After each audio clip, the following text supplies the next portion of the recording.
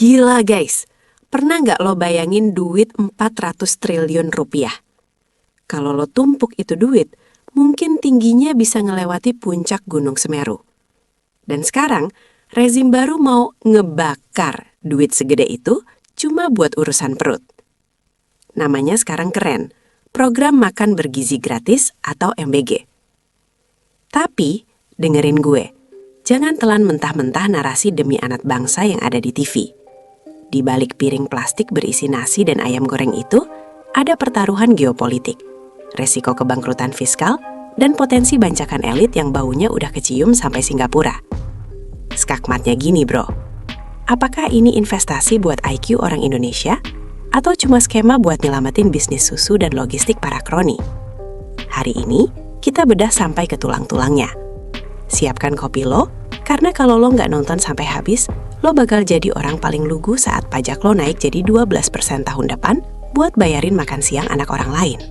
Logikanya gini bro, tahun pertama 2025, pemerintah nyiapin 71 triliun rupiah. Itu baru pemanasan alias trial version. Target akhirnya 400 triliun per tahun buat ngasih makan 82 juta orang mulai dari anak sekolah sampai ibu hamil. Gila guys, angka 400 triliun itu hampir 14% dari total belanja negara kita setiap tahunnya. Pertanyaannya, duitnya dari mana? Menko Sri Mulyani udah mulai pusing 7 keliling nyari celah.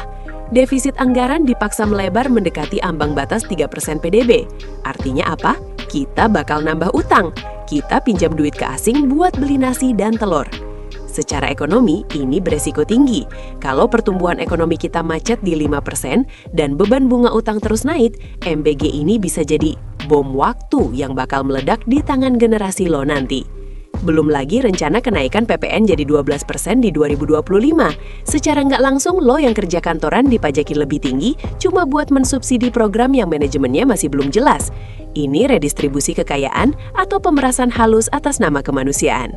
Dengerin gue, ini poin paling sensitif. Program ini awalnya disebut makan siang dan susu gratis. Tapi tiba-tiba kata susu agak disamarin. Kenapa? Karena kita nggak punya cukup sapu, bro. Produksi susu lokal kita cuma mampu penuhin 20% kebutuhan nasional. Kalau dipaksain tiap anak dapat 1 kotak susu tiap hari, kita butuh jutaan sapi perah baru. Nah, disinilah permainan dimulai. Siapa yang bakal dapat jatah impor sapi dan susu? Ini proyek basah kuyup, guys. Kita bicara soal kontrak pengadaan barang triliunan rupiah yang bakal lari ke perusahaan-perusahaan raksasa. Jangan kaget kalau nanti yang menang tender itu lagi, orang-orang yang punya kedekatan dengan ring 1 kekuasaan. Ini bukan lagi soal gizi anak, tapi soal siapa yang dapat lisensi impor paling gede. Skakmat buat peternak lokal, bukannya diberdayakan, mereka malah bakal digilas sama banjir susu impor dari Australia dan Selandia Baru. Logika kedaulatan pangan langsung dibuang ke tong sampah demi kelancaran program ini. Gila guys, Indonesia itu bukan India yang daratannya nyambung semua. Kita ini negara kepulauan.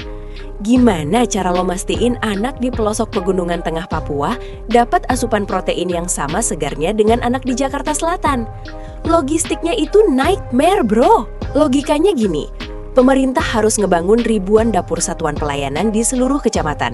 Berarti ada pengadaan alat masak, kulkas, sampai sistem distribusi harian. Disinilah potensi kebocoran paling gila bakal terjadi.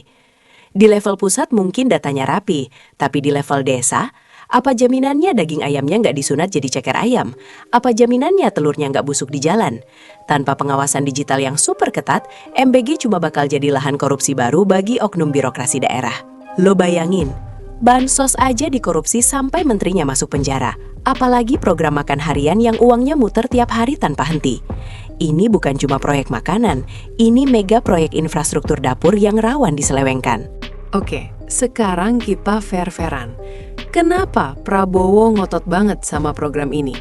Jawabannya ada di data Human Capital Index. Indonesia itu tertinggal jauh dari Vietnam dalam urusan kualitas SDM. Skor PISA kita jongkok. Tingkat stunting masih di atas 20%. Secara geopolitik, Kalau Indonesia mau jadi kekuatan global di 2045, kita nggak bisa punya populasi yang otaknya nggak dapat gizi cukup. Ini adalah taruhan jangka panjang. Prabowo pengen ngikutin jejak sukses program serupa di 76 negara, termasuk India dengan midday meal scheme-nya. India berhasil nurunin angka putus sekolah dan ningkatin partisipasi pendidikan lewat makanan. Tapi dengerin gue, ada bedanya. India ngelakuin itu secara bertahap selama puluhan tahun, bukan langsung gaspol 400 triliun dalam satu periode jabatan. Kalau MBG ini berhasil, Indonesia bakal punya angkatan kerja yang lebih sehat dan produktif dalam 15 tahun ke depan. Tapi kalau gagal, kita cuma nambah utang luar negeri tanpa ada perbaikan kualitas otak sedikit pun. High risk, high reward, tapi rakyat yang jadi jaminannya. Nah, ini yang bikin dahi gue berkerut. Pemerintah baru saja ngebentuk Badan Gizi Nasional. Sebuah lembaga baru, bos. Artinya apa? Anggaran lagi buat gaji pejabat, gedung baru, mobil dinas, dan operasional. Logikanya gini, bro. Kalau emang niatnya cuma kasih makan, kenapa nggak lewat kementerian yang udah ada, kayak Kemensos atau Kemenkes? Banyak analis yang curiga kalau Badan Gizi Nasional ini adalah wadah untuk bagi-bagi kursi, bagi tim sukses yang nggak kebagian jatah menteri. Skakmatnya gini, birokrasi yang terlalu gemuk biasanya malah bikin program jadi lambat dan penuh potongan komisi. Kita nggak butuh lebih banyak pejabat yang pakai safari, kita butuh ahli gizi dan sistem distribusi yang efisien. Kalau Badan Gizi ini cuma jadi tempat parkir elit politik, ya wassalam. Program 400 triliun ini cuma bakal jadi sapi perah untuk kepentingan pemilu 2029 mendatang. Gila guys, strategi politiknya rapi banget, tapi bikin kantong rakyat makin bolong. Pemerintah bilang MBG bakal nyiptain multiplier effect. Katanya, pasar lokal bakal hidup karena bahan makanannya dibeli dari petani dan peternak lokal. Kedengarannya indah di telinga kan? Tapi, mari kita bedah secara teknis. Kalau pengadaannya dilakukan secara terpusat lewat tender besar, UMKM atau warteg di sekitar sekolah bakal mati kutu, bro. Mereka nggak akan sanggup bersaing sama korporasi catering raksasa yang punya modal gede. Kecuali pemerintah benar-benar berani buat mewajibkan bahan baku diambil dari radius 5-10 km dari sekolah. Tapi pertanyaannya, emang petani lokal kita siap suplai secara konsisten tiap hari? Gimana kalau gagal panen? Ujung-ujungnya balik lagi ke siapa? Ya perusahaan besar lagi yang punya stok gudang dingin cold storage. Jadi jangan terlalu naif mikir ini bakal langsung bikin tukang sayur di depan rumah lo jadi kaya mendadak. Ada rantai pasok yang sangat rawan dikuasai oligarki pangan di setiap daerah. Jadi kesimpulannya apa? MBG ini bukan program sembarangan. Ini adalah pertaruhan terbesar dalam sejarah ekonomi Indonesia modern. Di satu sisi, tujuannya mulia, benerin otak anak bangsa supaya kita nggak jadi bangsa kuli selamanya. Tapi di sisi lain, desainnya penuh dengan lubang hitam yang siap nyedot uang rakyat. Dengerin gue, kalau pemerintah transparan, melibatkan UMKM lokal dan berani milih susu lokal daripada impor, program ini bisa jadi revolusi.